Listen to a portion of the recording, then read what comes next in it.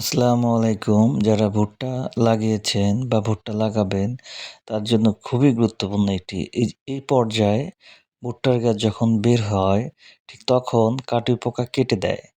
সবচেয়ে একটি বড় সমস্যায় পড়ে কৃষক। এজন্য আপনারা অবশ্যই এই সময় স্প্রে দিবেন, নয়তো আপনাদের গাছের সংখ্যা কমে যাবে, তখন ফলনও কমে যাবে আপনাদের।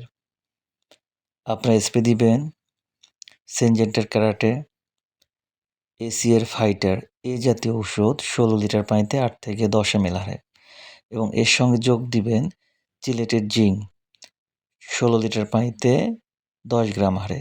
প্রথমে স্প্রের পর ৮ থেকে ১০ দিন পর পুনরায় স্প্রে করবেন। ইনশাল্লাহ কাটুই পোকা বা পোকার যে কেটে দেয় গাছ, এই সমস্যাটা থাকবে না।